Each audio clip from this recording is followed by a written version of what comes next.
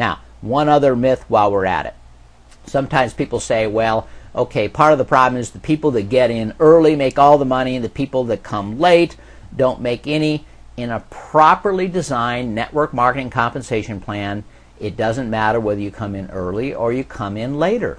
If the compensation plan allows for it, you should be able to make a lot more money, even though there's hundreds of people above you in the compensation plan. Let me just show you how this works, all right? Let's say this is you up here. You're the very first person in a network marketing company, and you sponsor, this is you, and you sponsor 3 people. And maybe between those 3 people, they sponsor somehow 12 people. So this is an unlimited width unilevel plan. That's a total of 16 people. Are you going to make a little money? Hey, a little bit of money. That's not a very big organization. What happens next? Maybe somebody you sponsor that's on your second level, one of these 3 people that was here, maybe they go out and sponsor 5 people. That's their first level, but it's your second.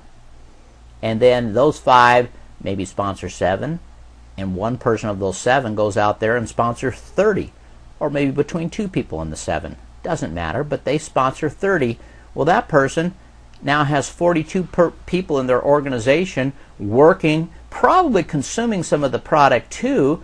There's a very good chance this person's going to make more money than you with your 16 people. Does that make sense?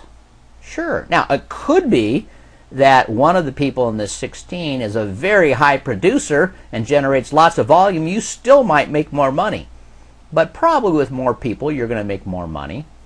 Not always the case. You just have to look at how much volume of sales is taking place, because that's what people get paid on in a legal network marketing company.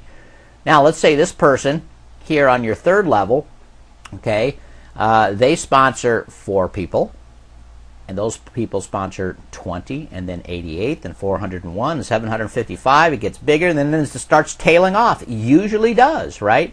But every network marketing company only pays down a certain number of levels. All right. In this case, it'd be 1, 2, 3, 4, 5, 6, 7 levels. That's kind of par. Most companies can't pay deeper than that because they'd go out of business. So in this case, right, the biggest number of people is on the 6th generation. That's typical too in network marketing companies. But how many people in this person's organization? Well, 1,353. Is this person probably going to be making more money? Probably so, right? They're going to be making more money for sure than either you or the person that you sponsored that was on this generation. Is that good? Absolutely. Is that fair? Sure. They came in later. They're making more money, but they built a larger sales organization. They deserve more money. Now, someone comes in below them and says, well, this person above me is making so much more money than I am. But look, they only built a sales organization of 6 people. So it really doesn't matter where you are. What matters is how big of a sales team that you build. Now, there's an argument that some say, well, you reach saturation. I have never seen a network marketing company reach saturation. If you just look at typical manufacturing companies like Johnson & Johnson, for example, they grow every single year worldwide, and they've been in business for decades and decades and decades. They're doing 70 billion in sales per year, and they keep growing. No network marketing companies come close to that big. No network marketing company, in my opinion, has ever saturated the market. So there's a third myth we'll dispel for you. So even another person comes in down here, 12 people, they might look at this person and say, well, they got in earlier than me. Not so. This person here just built a larger organization. All right, so there's one myth. Doesn't matter in a properly designed network marketing company. It doesn't matter when you come in. It matters how big a sales organization you build, and ultimately how much volume they're producing. A smaller sales organization might be more efficient and actually be producing more volume than this one. But I'm just using the numbers to illustrate this for you. All right, so let's go back to this idea of pricing and value. Let's look at an illegal pyramid. From a new participant's point of view, okay, they're paying this kind of price for a product. I like to use the example of pencils. Pencils are a product. Again, I'm going to back up one step. Sometimes say, well, if there's no product, it's an illegal pyramid. If there's a product, it's legal. Well, let's talk about the gray areas now. Look at that. What if it's pencils for $10 each? Well, clearly pencils don't cost $10 each. But that's a product, and you could start a network marketing company around that. But the price, from the new participant's viewpoint, the value they're getting is nowhere near as high as the price. In a legitimate business, okay, so they're saying the value is zero. And the only thing that they're receiving really is the right to bring in new participants. That's the classic definition of an illegal pyramid. When the only value that someone gets for the money they pay is the right to bring in new participants. Oh yeah, the pencil's worth, a nickel, but you paid $10 or $100. See, it's just ridiculous. And many companies that are illegal pyramids are trying to pretend like they're legal network marketing companies when they're not. And it's sort of let the buyer beware. If you think the government's going to catch all those, you're wrong. And just because they're in business and have been even sometimes for years doesn't mean that they're not going to get caught sometime. All right, let's look at a legitimate business now. All right, so you pay a certain price. What's the product worth from the new participant's viewpoint? Well, it's worth at least as much as the price they're paying. At least as much. Possibly and ideally, they believe it's worth a little bit more than what they're paying. That's what fuels transactions. Whenever a person says, I'd rather have your product than my money, I think I'm getting more value than what I'm paying, that's what fuels transactions in a free enterprise system. So that's the ideal thing for a legitimate business, is for the customers to believe they're always getting value. Let's have the test a little bit, okay? Legitimate or a pyramid scheme, all right? From the new participant's part of view, the value is here. Legitimate or a pyramid? Clearly, that's legitimate, right? Very, very simple. What if the value is here? Well, probably an illegal pyramid at risk of being closed down by the authorities sooner or later, right? Because the value is so small compared to the price. What if, though, the value is here? Same thing. What if it's here? See, now it's getting tougher. Now it's getting tougher. See, that's where we're getting into the gray areas, because value is a very subjective thing. Some people think that Mercedes-Benz are a ripoff, that the price is way too high when you can buy a Chevy for, a quarter of the price. Why buy a Mercedes-Benz? But that's subjective, because a whole lot of people are happy to buy Mercedes-Benz. So let me just say that this is a very subjective thing, but you need to think about it when you're joining a network marketing company. And we're going to talk a little more about that in just a minute. So can we quantify this a little better? Let's look at the price. Let's say that's the value that most people would agree is being delivered for the price. Then what would you call this section right here, the difference between the price and the value? Well, here's an interesting phrase or an interesting name. And if you name this, you can kind of quantify it. It'll clarify your thinking. If the $10 pencils, you say, well, look, I'm paying $10. I think the pencil at most, what's a really good pencil, at worth its most a quarter. Then this area here, you see, you'd say is $9.75. We're going to call that the pyramid portion of the price. If the pyramid portion of the price is very, very small or non-existent, you probably have a good argument that our critical success factor number 7 is being met in that particular network marketing company. It's a competitive price. 2 requirements, remember, that we said for reliable long-term leveraged residual income. One is that there's a lot of people doing a little bit consistently. That can give you leverage. You can't have leverage unless you get a lot of people doing some work. You need a lot of people receiving value consistently. That's what's going to give you the residual income, when people come back and buy again and again and again, right? So those are the requirements that we've talked about in MLM The Whole Truth, the course and special report. Now let's just talk about what's good business. Well, competitive pricing is critical for both.